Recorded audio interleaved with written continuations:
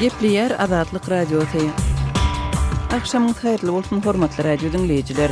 Şu 2017-nji ýylyň 19-njy maý hepdeniň anyny eferde habarlar gündeligi gepleşigimiziň esasy bölügine başlamadan ozal täzelikleri dinleň. Olaryň mazmuny bilen sizi men Gözel Hudaýberdi watan şerýärdim. 19-njy maýda 4 dalaşkäriň gatnaşmagynda geçiriljek sesberişlik Iranyň günbatar bilen ykdysady we diplomatik gatnaşyklary ýoly goýmak boýunça tagallalaryny güýçlendirip biler ýa-da hökümetiň ähli gatlyklaryna berk siýasatçy ýolbaşçylaryň täsirini artdyrmagyna getirer. Häkimet başyndaky arym prezident Hasan Rouhani we konservativ öňkü prokuror Ibrahim Raisi dini ýolbaşçylaryň täsiri astyndaky 81 million ilatly ýurdun prezidentlik saýlawlarynda öňde barjy dalaşkärler hasaplanýar. Rouhani Irana garşy halkara sanksiýalaryny goşatmak üçin dünýäniň täsirli ýurtlary bilen ýadro ulaşygyny baglaşypdy we günbatar bilen gatnaşyk etmegi hem Iranlylara has köp azatlyk bermegi wada beripdi. 56 ýaşly Raisiniň ýurdun baş lideri Ayatullah Ali Khamenei'niň ynamyna dayanýanlygy habar berilýär. Şweýsiýanyň prokurorlary WikiLeaks'in esaslandyrjysy Julian Assange'a garşy zorlamak aýplamasynyň esasynda gozgalan işi ýatyrýandyklaryny aýdarlar. Şweýsiýanyň döwlet prokuraturasynyň müdiri Marianne deslapky derňewleri ýatyrmagy karar etdi diýip Şweýsiýanyň prokuraturasynyň häkimetleri 19-njy maýda habar berdiler. 45 ýaşly Assange 2010-njy ýyldan beri Ekwadoryň Londondaky ilçihanasynda ýaşaýar. WikiLeaks'in esaslandyrjysy zorlamak bilen bagly özüne garşy ýönkelen aýplamaları ret edipdi. Ol özüniň Şweýsiýa tarapyndan Birleşen Ştatlara berilmeginden hem howatyrlanýar. Birleşen Ştatlarda Assange'ň ýurdun yüzlerçe müň harby we diplomatik dokumentlerini paş etmegi sebäpli suud edilmegi mümkin. Şweýsiýanyň prokurorlarynyň karary Assange'ň aklawçylarynyň ony tutsak etmek hakyndaky Ýewropanyň talabyny ýatyrmak boýunça eden şikaýetlerine Şweýsiýanyň suudunda seredilmeginiň öň ýanyna gawat geldi. Birleşen Ştatlaryň prezidenti Donald Trump'ın häkimet başyna geçeli bäri etjek ilkinji daşary ýurt sapary onuň kömekçileriniň ortaýadyň resmiýetleri bilen gatnaşyklary boýunça derňewler bilen baglylykda ýurtda kriziň güýçlenýän wagtyna gawat geldi. Trump'ın administrasiýasy onuň Saudy Arabistanyna, Israila, Italiýa we Brüssele etjek saparynyň Birleşen Ştatlaryň esasy ýaranlary şolsanda ýakyn gündäki ýurtlary bilen gatnaşyklaryny güýçlendirmegine garaşýar. Emma Trump'ın bu saparyna onuň federal derňew bürosynyň ýolbaşçysy James Comey işten çykarmagy kölega saldy. Comey Trump'ın kömekçileriniň ortaýadyň resmiýetleri bilen gatnaşyklaryny derňeýän agentligine gözükçülük edipdi. Media maglumatlaryna görä fevral aýynda Trump'ın Comey'e basyş edip ortaýadyň gatnaşykda guman edilen howpsuzlyk boýunça özüniň ilkinji geňeşçisine garşy gozgalan derňewleri besetmegi talap edipdir. Şeýle-de Aktam ortaýadyň daşary işler ministri Sergey Lavrowyň Birleşen Ştatlary eden saparynyň dowamında Trump'ın Islam döwleti ekstremist topary barada iňen gizlin maglumatlary paş etmegi bilen baglylykda tanqid edildi. Ermenistanyň Gümri şäherinde 2015-nji ýylda bir maşgalanyň 7 agdasyny öldüren ortaýatly etker ömürlük tutsaklyk jazasyny çekmek üçin ortaýada iýerildi diýip Ermenistanyň adalet ministrligi aýtdy. Ministrligiň 18-nji maýda ýaýradan maglumatyna görä 21 ýaşly Valeriy Permykowa degişli bu karara ortaýadyň häkimetleri bilen geçirilen maslahatlaryň netijesinde gelinipdir. Permykov 2015-nji ýylyň 10-njy ýanwarynda orta ýaşly maşgala başlaryny olaryň gyýdyny, ogluny, gelini we 2 ýaşly gyz aktygyny atyp öldürendigini boýnaldy. Gümri şäherinde ortaýadyň harby bazasynyň golaýynda ýaşan maşgalanyň öýünde bolan bu hüjümde ýene bir çaga 6 aýlyk bäbek pyçaklandy. Permykov kırgınçylykdan bir näçe sagatdan soň Ermenistanyň Türkiýe bilen terhadynda tutsak edilipdi. Ortaýadyň harby suudy 2015-nji ýylyň awgust aýynda geçiren gyzga suud dinlenşiginde Permykowy gullukdan gaçmakda we ýarag ogurlamakda aýplap 10 ýyl türme tutsaklygyna höküm etdi. Munyň ýa-ni Ermenistan Permykowy adam öldürmek aýplamasynyň esasynda suud edip başlapdy. Owganistanyň polisiýa ofiseri Nangarhar welaýatynda özüniň 5 kardeşini atyp öldürdi diýip ýerli resmiýetler habar berdiler. Gani Kel etrawynyň häkimi Abdulwahab Momand polisiýa şäheriniň öz kardeşlerini 18-nji maýda olaryň uklap ýatan wagtynda tüpeňlenligini aýtdy. Ol Nasratullah diýip adyny tutan hüjümçiniň öz pedalarynyň ýaraglaryny hem alyp gidenligini habar berdi. Hüjümyň jogapkärçiligini hiç bir topar destine öz üstüne almady. Nangarhar welaýatynda Taliban we Islam döwleti atly toparlar aktiv hereket edýärler. 17-nji maýda 4 hüjümçi welaýatyň paýtagty Jalalabadda döwlet telewizionynyň binasyna hüjüm etdi. Hormatly radio dinleyijileri, siz günün käbir täzelikleri bilen tanış boldunuz. Adatlygy isleýän wagtyňyz isleýän ýeriňizde dinlemek isleýäňizmi? Munuň üçin SoundCloud tilsiminde Adatlyk radiosyny tapyň we ýazylaň. Adatlygyň maglumatlaryny ilkinji bolup dinleň. Play Store'dan ýa-da iTunes'dan SoundCloud'un tilsimini indirmek ýatdan çykarmaň. Adatlygy SoundCloud tilsiminde Adatlyk radiosy ýazyp tap bilersiňiz.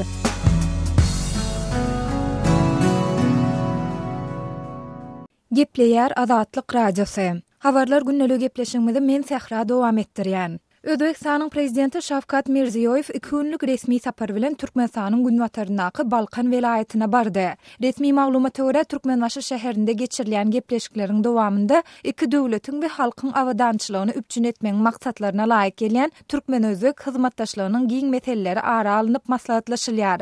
Özbekistanyň döwlet eýçiligindäki UzA neşriniň maglumatynda Mirziyoyewiň bu saparynyň dowamında siýasat, söwda we ykdysady, transport we ara gatnaşyk, medeni we insan Perver Pudo öz üçün alýan iki taraplyň hyzmatdaşlygy değişli meselelere garaljakdy aýdylýar. Özbek prezidentiniň Türkmenistana diýen bu saparynyň käbir türkmensanlaryň durmuşyna oňaýsuz täsir ýetirenlige, hususan da transport gatnawlarynyň üýtgedilmeginiň we onlarça köçäniň ýapylmagynyň adamlaryň barmaly ýerine öz wagtynda barmakda dürli bökdünçlikler bilen ýüzüýiz bolmagyna sebäp bolandygy habar berilýär. Adatlyk radiosynyň ýurt içindäki çeşmeleriniň aýtmagyna görä, anawny ýerden Aşgabatdan welaýatlara uçmaly uçur reislerinin ählisi üýtgedilip, Balkanawada saat 8:30-da uçmaly uçur 12:25-e geçirildi. Bu barada ýolagçylaryň mobil telefonlaryna öňünden ýörite SMS ýollanan bolsa-da, uçur aýdylan wagtyndan hem giç uçan sebäpli ýolagçylar 1 saat çemesi uçurda garaşmaly boldular. Häzirki wagt Türkmenbaşa sapar edýän synçy we ýazyjy Amanmurat Bugaýewiň käbir yerli ýaşaýjylara we polisiýanyň ýol gödäwçilik gullugynyň işgärlerine salgylanyp aýtmagyna görä, şu gün daňdan saat 5 töwereginden tä öýlen saat 13:00 Çenli şäheriň aeroportuna barýan ýollar dolu diýen ýaly yapyldy. Awada barmak hem çylşyrmlaşdyrylyp, oňa transport gatnawy çäklendirildi. Anırdan elýän ýörüýte awtobuslar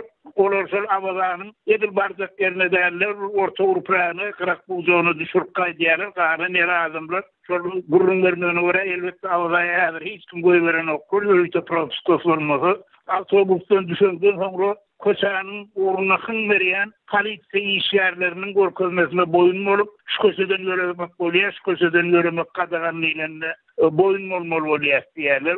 Diýip Amanmurat Bugaýew aýdýar. Mundan başga Mirziyoyew gelmedinden 2 gün Odol şäheriň aeroportunyň goýundaky awtodurolgoda uloglary goýmak gadagan edildi. Türkmenbaşynyň demir ýol wagzalynyň goýundaky awtodurolgodan Balkan welaýatynyň etrapdyr owalaryna ýa-da beýleki welaýatlary ýolagçy gatnadýan hususy eýçilikdäki taksiler hem dolu çykaryldy. Amanmurat Bugaýew polisiýanyň ýol gödäwçilik gullugynyň işgärlerine salgylanyp, şäherdäki adatdan daşary ýagdaýyň 21-nji maýda saat 12:00 çenli dowam etjekdigini aýdýar. Munyň bolsa Özbek prezidentiniň 20-nji maýda we Berdimuhammedowyň 21-nji maýda ýerden ýygyna dolanmagy bilen baglanşyklydygyny belleýär. Mirziyoyewiň ýurda sapar etjekdigi baradaky maglumaty Türkmenistanyň resmi media serişdelerinden öň Adatlyk radiosy Özbek medeniýetine salgylanyp habar beripdi. Türkmen mediasy 18-nji maýda Özbek prezidentiniň Türkmenistana sapar etjekdigini elan etse-de, bu saparyň öňünden planlaşdyrylandy ýa-da planlaşdyrylmandygy barada anyk bir zat aýtmady. Şeýle soňky ýyl Türkmenistana şu ýylyň 6-7 marty aralygynda sapar eden Mirziyoyewiň 2 aý çemesi wagtdan soň gaýtadan ýurda gelmeginiň sebäpleri dogrusynda hem kelam söz aýdylmaýar. Emma regional bilermenler ýokary derejedäki bu duşuň Owansanyň Türkmenistan we Özbekistan bilen serhetleşýän sebitlerindäki howpsuzlyk ýagdaýlarynyň has hem yaramadlaşan döwrüne gabat gelendigine ünsü çekýärler. Öz sebitingizde bolýan wakalar barada azatlyga maglumat bermek isleseňiz, bize hat ýollaň. Metbuat email bergisi gmail.com. Siz suratlaryňyzy we videolaryňyzy hem ýollap bilersiňiz. Azatlyk siziň şahsiýetiňizi gizlenlikde saklar. Siz bolan wakalar barada maglumat beriň. Biz hem habar bereriz. Metbuat email bergisi gmail.com. Gepleýär Adatlyk radiosu. Hormatly dinleýijiler, eferde siz bilen men Hudaýberdi Hally. Ýewropada howpsuzlyk we hyzmatdaşlyk guramasy Türkmenistanyň prezidentlik saýlawlary boýunça jemleýici hazabatyny çap etdi. Ýewropada howpsuzlyk we hyzmatdaşlyk guramasynyň demokratik institutlarynyň we adam hukuklary boýunça edarasynyň hasabatyny şu ýylyň 12 fevralyna geçirilen prezidentlik saýlawlarynyň hakyky oppozisiýanyň we manili köpdürlügiň kemlik etmegindäki bir syýasy gözegçiligiň fonunda geçenligi bellenilýär. Ýewropada howpsuzlyk we hyzmatdaşlyk guramasynyň demokratik institutlarynyň we adam hukuklary boýunça edarasynyň metod wekili Thomas Reyer Azatlyk radiosu bilen söhbetdeşlikde ýüze çykarylan ýokardaky ýagdaýlaryň netijesinde ses berilişiň saýlamak mümkinçilikleriniň çäkli bolanyny aýtdy. There was no meaningful pluralism in the choice that was being made, so that the voters' choice was definitely limited. Gepin gerdişine göre ýatlasak, Türkmen saýlaw resmileri hasabalynan 9 dalaşgaryň arasyna 59 ýaşyndaky Gurbanguly Berdimuhammedowyň sesleriň 97%-169%ni alyp nowatdaky 3-nji möhletde prezident saýlananlygyny ma'lum edipdi. Ýewropada howpsuzlyk we hyzmatdaşlyk guramasynyň demokratik institutlarynyň adam hukuklary boýunça edarasynyň Türkmenistanyň täze saýlaw kanunynyň kabul edilmegine garamazdan onu guramanyň öňden bäri berip gelýän rekomendasiýalarynyň göz öňünde tutulmanlygyny ünsü çekilýär. Hasabatda Türkmenistanyň saýlaw baradaky kanunçylygyny göz aýlap, onu Ýewropada howpsuzlyk we hyzmatdaşlyk guramasynyň we beýleki halkara derejesindäki kabul edilen standartlara laýyk getirmek hem maslahat berilýär. Mundan başga, hasabatda prezidentiň saýlawlary we sala salşlyklary geçirmek baradaky merkezi toporuň başlygyny gönümmel belläp bilmegi, halkara standartlaryna ters gelýänligi, munyň netijesinde toporuň garaşsyzlygynyň çäklenýändigi nykdalýar. Ýatlak geçsek, saýlaw resmileri prezidentlik saýlawlaryna ses bermäge hukugy bolanlaryň 97%-den gowragynyň gatnaşanlygyny ma'lum edipdiler. Şol bir wagtda bellenmegine göre saýlawlara gatnaşyjylaryň sanawlary görkezilen bolsa-da, ses bermäge gelenleri hasaba almak boýunça öňden edilen rekomendasiýalar ýer tutmandyr. Türkmenistanyň kanunçylygyny ýurdun media giňişligine prezidentlige dalaşgärleri deň mümkinçilikleriň göz öňünde tutulýanlygyna garamazdan iş ýüzünde deň agramly we bitarap maglumatlar üçin hiç bir kanuny talaplar ýok diýilip hasabatda aýdylýar. Hasabatda berilýän beýleki rekomendasiýalaryň arasyna ses berilişikde galplygyň bolanlygy, bir adamyň ençemegedek ses bermegi ýaly ýagdaýlaryň öňüni almak üçin çäreler görmek maslahat berilýär. Sözümüzün ahirine bellesek, Ýewropada howpsuzlyk we hyzmatdaşlyk guramasynyň demokratik institutlarynyň we adam hukuklary boýunça edarasy Türkmenistanyň prezidentlik saýlawlaryna doly gözegçilik missiýasyny däl, saýlawlara himayet beriş missiýasyny uğradypdy. Öz sewitingizde bolýan wakalar barada adatlyga maglumat bermek isleseňiz, biziň Facebook hasabymyzda ýazyň. Bizi gözlegi bölümine Azatlyk radiosu ýazyp tap bilersiňiz. Siz suratlaryňyzy we videolaryňyzy hem ýollap bilersiňiz.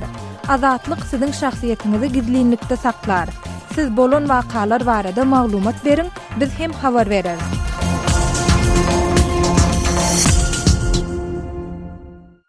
Gepliyar Azatlyk radiosu. Habarlar gündeligimizi dowam etdirýäris. Ýewropanyň adam hukuklary boýunça sudy Türkmenistanyň raýaty Aşerbay Bekiýewiň Orsetden öz ýurduna ekstradisiýa edilmegini ýagny tapşyrylmagyny izat estirdi diýip adam hukuklaryny goraýan Memorial guramasy habar berýär. Guramanyň Merkezi Aziýa boýunça programmasynyň müdiri Vitaliy Ponomaryowyň Azatlyk radiosyna aýtmagyna görä, Ýewropanyň adam hukuklary boýunça sudy Orsetden resmiýetlerine 16-njy maýda ýollan resmi namatynda Aşerbay Bekiýewiň işi boýunça sud tertibiniň 39-njy düzgün namasynyň ulanylýandygyny ma'lum etdi. Уведомление означает, что до того, как Bu resminama Ýewropanyň sudynyň bu iş boýunça şikaýaty doly garaýança Orsetden bu adamy hiç bir ýurdy bermäge we onu zor bilen ýurdyň daşyna çykarmagy hakynyň ýokdugyny Orsetden häkimetleriniň dikkatine ýetirýär. Üstesine Ýewropanyň sudynda Bekiýewiň seredilmegi wagty talap edýär. Bir näçe aýdan Bekiýewiň tutulukda saklanmagy üçin ortetin kanunlarynda gözüňünde tutulan möhlet tamamlanar. Предельный срок содержания под стражей, который установлен российским законодательством. Dip Vitaliy Ponomaryov aýtdy. 43 ýaşly Türkmenistanly Aşyr Baybekiýew 2016-njy ýylyň maý aýynda Ortiýatyň Sankt-Peterburg şäherinde tutsak edilipdi. Geçen ýylyň noýabr aýynda oňa Türkmenistana tapşyrylmak hukuknyň awanýanlygy habar berilipdi. Memorial guramasynyň maglumatyna görä Türkmenistanyň raýaty Daşoğud welaýatynyň Gubada etrawynyň ýaşaýjysy Bekiýew 2009-njy ýylda Türkmenistany terk edipdir we şondan bäri maşgalaty hem 5 çagaty bilen Sankt-Peterburgda ýaşapdyr. Habar berilişine görä Türkmenistan 2015-nji ýylyň 2-nji dekabrynda Bekiýewe garşy iş gozgapdyr. Türkmenistanyň Jenaýat kodeksiniň 177-nji maddasynyň 1-nji bölegi boýunça gozgalan jenaýat işi sosial milli ýa-da dine düşmançylygy tutuşdurmak üçin 3 ýyla çenli türme tutsaklygyny gödöňünde tutýar. Bekiýewiň aklawçylary we adam hukuklaryny goraýjylar oňa garşy Türkmenistanyň resmiýetleri tarapyndan öňötürilen aýyplamalarda gapma garşylyklaryň bardygyna ünsü çekerler. Здесь, конечно, вот многие моменты, они, в общем... Bu ýerde Türkmenistan tarapyndan kefitlenen aýyplama degisli enseme gapma garşy pursatlary bar. Meselen Bekiýewiň Türkmenistanyň territoriýasynda deriňewden gidilenendigi aýdylýar. Emma Bekiýew 2009-njy ýylda ýurdy terk edenden soň gaýdyp barmandyr. Oňa garşy jenaýat işi bolsa 2015-nji ýylda gozgalypdyr. Больше не въезжал, а дело было возбуждено в конце 2015 года. Dip Vitaliy Ponomaryov aýtdy. Aşyr Baybekiýew 2016-njy ýylyň 22-nji maýynda tutsak edileli bäri Sankt-Peterburg şäheriniň Deslapky tutsakhanasynda saklanýar. 2016-njy ýylyň 27-nji dekabrynda Ortiýatyň baş prokuraturasy Bekiýewe gyda ýurtlarynyň 1993-nji ýylda baglaşan Minsk ýylalaşygynyň esasynda Türkmenistana tapşyrmak kararyny elan etdi. 2017-nji ýylyň 22-nji martynda Sankt-Peterburgyň şäher sudy Bekiýewiň bu karardan edilen şikaýetini kanagatlandyrmady. Memorial guramasynyň Merkezi Aziýa programmasynyň müdiri Vitaliy Ponomaryowyň Azatlyk radiosyna aýtmagyna görä, Ýewropanyň adam hukuklary boýunça sudynyň Aşyr Baybekiýewiň Ortiýatdan öz ýurduna ekstradisiýa edilmegini ýa-da testirmek hakyndaky resmi duýduruşyny ýollamagynyň ertesi 17-nji maýda Ortiýatyň jenaýat işleri boýunça baş sudy Bekiýewiň öz ýurduna berilmezligini sorap eden arzasyny kanagatlandyrmakdan ýene ýüze berdi. Emma sud Ýewropanyň adam hukuklary boýunça sudynyň Bekiýewiň Türkmenistana berilmezligi hakynda 16-njy maýda ýollan resmi namasyny adam hukuklaryny goraýjy Human Rights Watch guramasynyň Ortiýatyň baş prokuroruna ýollan ýüzlenmesini, şeýle-de Birleşen Milletler guramasynyň bozgunlary boýunça baş komissarynyň hatlaryny, işiň materiallaryny goşmak hakynda aklawçylar tarapyndan edilen haýyşy berja etdi.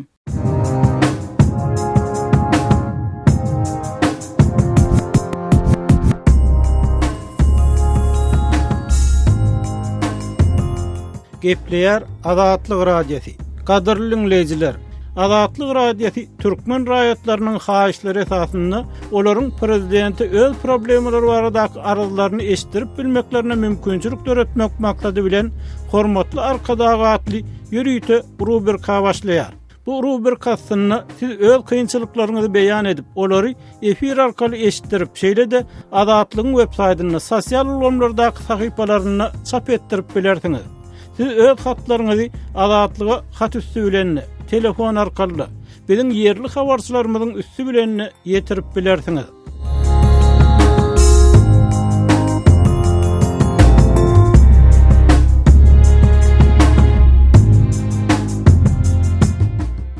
Gepleýär Azatlyk radiosi. Efirde habarlar günneligi bilen men Ýogşan Nurwan. Eýranlylar 19-njy maýda 4 kandidatyň beýatleşmegini prezident saýlamak üçin ses berýärler. Bu saýlaw netijesinde Günwatar bilen arada dören ykdysady we diplomatik maýylganlygyň güýçlenmegi ýa-da 4 ýyllyk ara kesmeden soň hökümetiň ähli gatlygyna berk liniýaly uruhanlaryň agalygy dolanyp Günwatar bilen aradaky tutuk alınadylmaly. 81 milyon çemesi ilatly uruhanlar tarapyndan agalyk edilýän islam ýurduna geçirilen saýlawlarda öňe saýlananlar iş başyndaky prezident degişlilikde aram hasaplanýan Hasan Rohany bilen olarky prokuror konservativ Ebrahim Reisi bolup durýar. Dünýä döwletleri bilen sanksiýalar ýatyrmak gawatda gelinen we böwsüş bolan ýadara aralaşygyna gödökçülük eden Rohany Günwatar bilen gatnaşyklary ýygzamlatmak we agyr işsizlik ýararly daşary ýurtlardan gadan çagtarmaga ýykyn edýän eýranlylar üçin hasken azatlyk wada berdi. ما می‌خواهد اعلام کند که آیا مسیر آرامش را ادامه می‌دهد. Bizim döwletimiz 19-njy maýda parahatçylyk ýoluny dowam etdirýändigini ýa-da dartgynlyklar ýoldasyny saýlaýandygyny oglan eder diýip 68 ýaşyndaky Rohany golaýdaky kampaniýa çykyşynda aýtdy.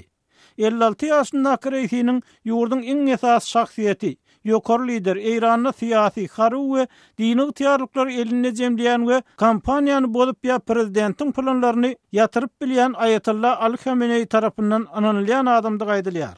Reýsiniň ady 77 ýaşyndaky Khamenei'nin mümkin bolan iýiz tutar hökmünde hem tutulýar. Reýsi öz-özüni üpçün etmek we ykdysadyýaty kuwatlandyrmak babatyna Khamenei'nin we beýleki berkliniýal syýasatçylaryň edýän çağırışlaryny gaýtalady. Şeýle dol prezident Rohanyny dünýä gowşoklugyny görkezmekde aýplady. Reýsi saýlawçylaryň netijesizlik bilen netijeliligiň arasynda ikiden birini seçmeliligini aýtdy. Eýranyň kuwatly suw sistemasynyň weterany bolan reýsi Rohanynyň Eýran jemgyýetindäki deňsizlikleri düýüplü çuňlaşdyranlygyny hem öňe sürdi. فاصله طبقاتی رو با سیاست‌های غلطتون بیشتر کردید در جامعه. Siz näme üçin öz adaşdyrjy syýasatyňyz arkaly baýlar bilen garyplaryň arasynda tapawdy ýokarlandyrdyňyz diýip reýs 16-njy maýda tekrarly sözlän sözüni aýtdy. Ol Rohanyny Eýran ykdysadyýatynyň problemlaryny çözmekde daşary ýurtmaýlaryna aşy artykmaz bil baglamakda aýplady. Saýlawlaryň öň ýanyndan geçirilen garaşsyz pikir soramalar Rohanynyň reýsinden 20 derece öňde barýanlygyny görkezdi. Ýöne Eýranyň pikir soramalary bil baglarlyk ýagdaý ýok we aýdylmagyna görä saýlawçylaryň arasynda belli bir karara gelip bilmedikler hemkan.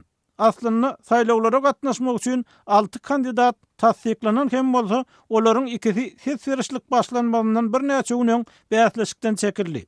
Galan 2 kandidat konservativ olarky medeniýet ministri Mustafa Mirsalim we merkezçi Eýranyň Olimpiýa komitetiniň olarky başlygy Mustafa Haşimi Taby bolsa daşdaky oýunçylar hasaplanýar. Khamenei yerli wagt bilen ir saat 8-de saýlaw nokoda açylan wadyna tekrarly ses berdi hemde Eýranlylary saýlawlara köpçüliklerin gatnaşmaga çağırdy. Rohany hem paýtagtda ses berdi we saýlanan kim hem bolsa onuň tutuş ýurt tarapyndan gollanylmalygyny aýtdy. Saýlanan islendik kandidaty bu agyr wezipany ýerine ýetirmegi öz jogapkarçylygyna hötde gelmek üçin kömek berilmeli diýip ol aýtdy. Reýsi jurnalistlara kemmelerin saýlawlaryň netijelerini doly tabin bolmalygyny aýtdy. Eger de men masal üçin netijeler özüm üçin goňuňy tapmasam bu saýlawlaryň bozulmagyna eltmeliler diýip ol ses bereninden soň aýtdy. Eýranyň döwlet telewizionyasy bir näçe şäherde saýlaw nokatlaryna ses bermek üçin nowata duran adamlaryň ulyň hatarlaryny görkezdi. Azatlygy line ulgamynda Osmak 420 773 797 383 telefon belgisi arkaly tapyp bilersiňiz. Biziň bilen habarlaşyp maglumatlary, suratlary we videolary ugradyň. Şahsiýetiniz dogry gizlilikde saklanar. Osmak 420 773 797 383.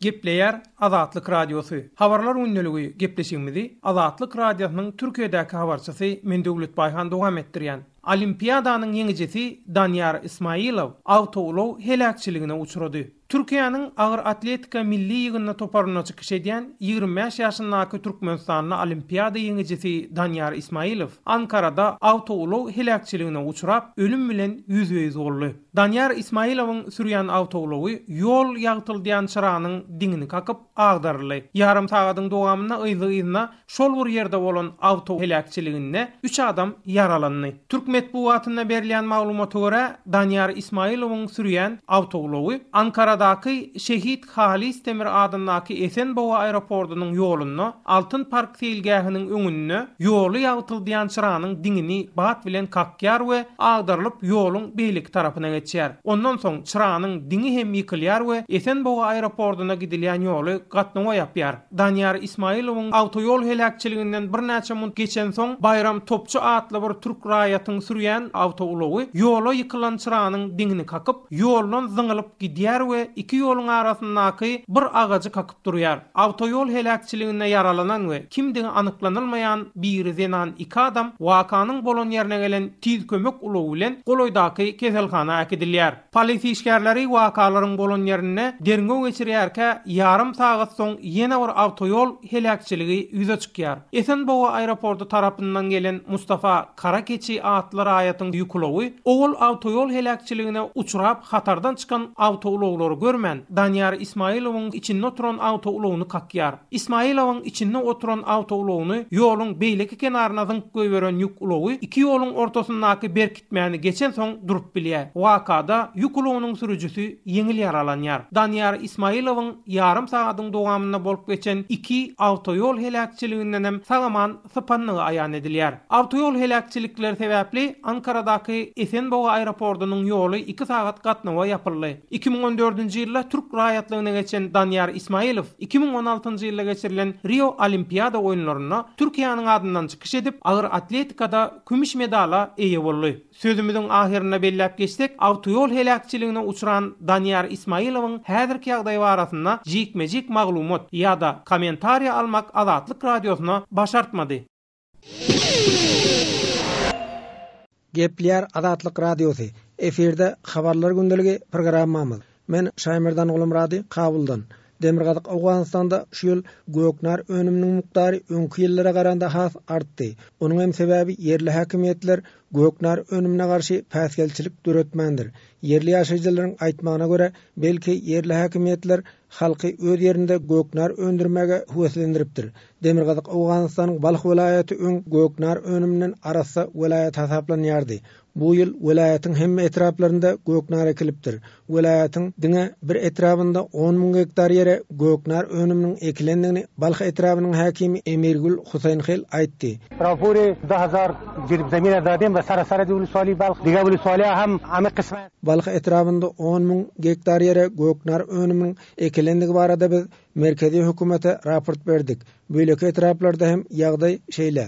Göknar önümniň öňüni almak üçin Awgan howpsuzlyk goraýjy güýçleri çäre görmeýär. Hatda umumy şaý ýollaryň ugrunda hem göknar öndürildi. Göknar önümniň döwlet garşydaşlary hakalýar. Jeňçiler göknar önümniň ummasy gazanç edýär. Wazarati mawadi muhadir we saýry Balx welaýatynyň polisiýasynyň medbuat wekili Şerjan Durrani bolsa göknar önümine garşy çäre görmek boýunça taýýarlygyny görülýändigini öňe sürdi. Onuň üçin merkezi hökümetden hem kömek soralandygyny ol bildirdi. Emma heniz merkezi hökümet güýç ýollamandyr. Şoňa garamazdan göknar önümine garşy görüş boýunça welaýat derejesinde maslahatyň geçirilýändigini Durrani aýtdy.